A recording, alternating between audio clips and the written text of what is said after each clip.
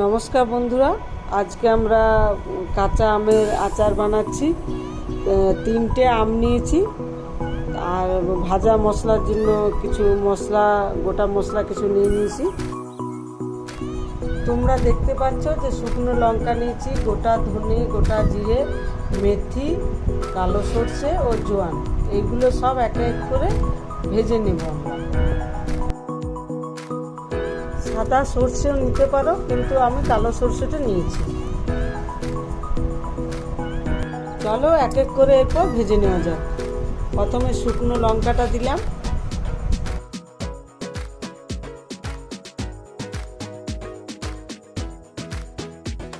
এবার মেথিটা দিয়ে কিছুক্ষণ নেড়ে নেব।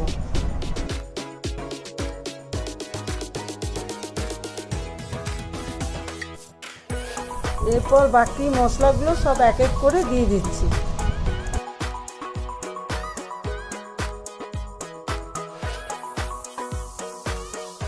এক দু মিনিট ভালো করে নাড়বো, নিয়ে একটু ঠান্ডা করে একটু এগুলো গুঁড়ো করে নেব।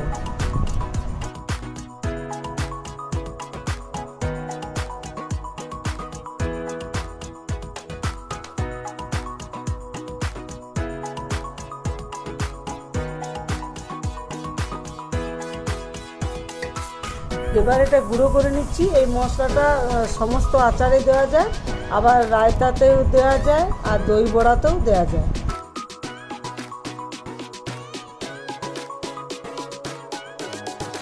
এই আমগুলো তোমাদের দেখিয়ে দিই, নুন হলুদ মাখিয়ে একদিন পুরো রোদে দিয়েছিলাম।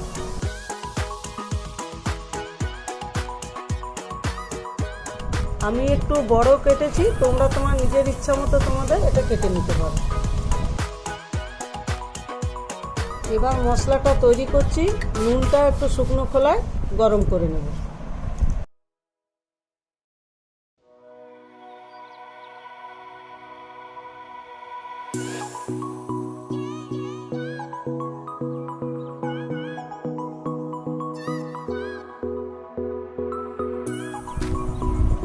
এবার সরষের তেলটা একটু ভালো করে গরম করে তারপর একটু ঠান্ডা করে নেব।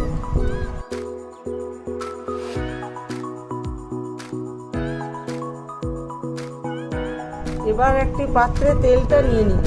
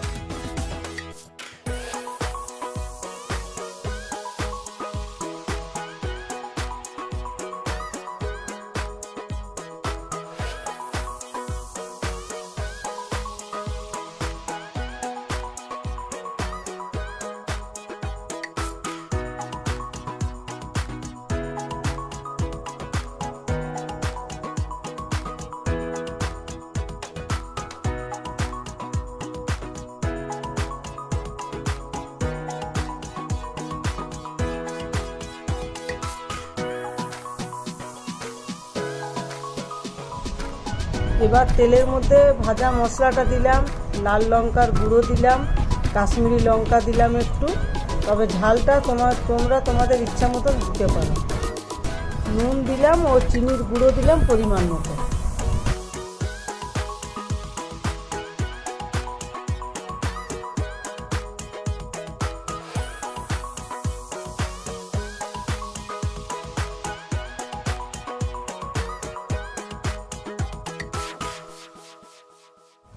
এবার 1 চামচ ভিনিগার দিলাম, যাতে বেশি দিন আচারটা থাকে।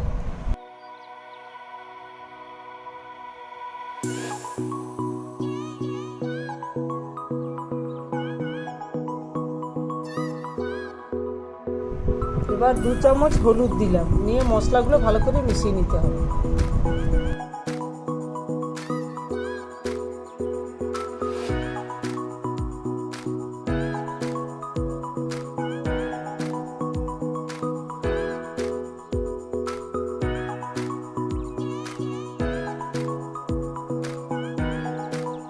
এবার আমগুলো দিয়ে ভালো করে মিশিয়ে নেব।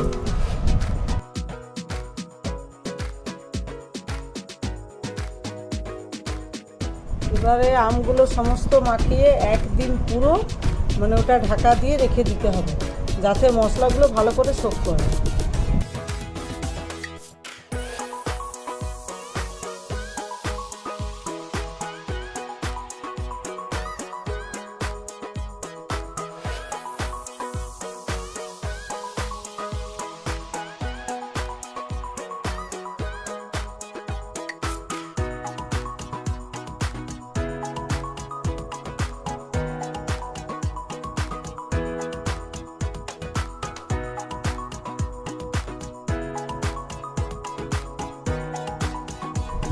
একদিন পর এটা বয়ানে ঢালবো, তারপরে আবার মাঝে মাঝে এটা রোদে দিতে হবে, তাহলে অনেক দিন পর্যন্ত থাকবে আচারটা।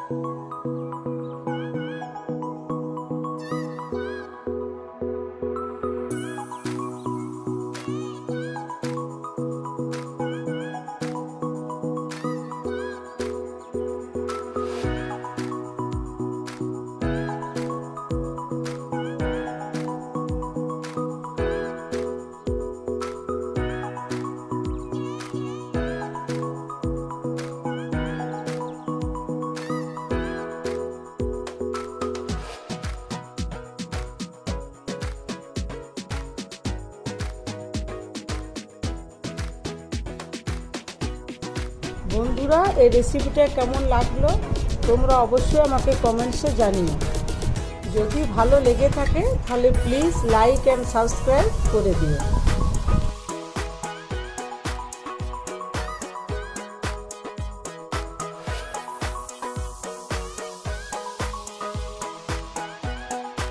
সবাই ভালো থেকো। আগামী দিনে কি রেসিপি দেখতে চাও আমাকে জানিও।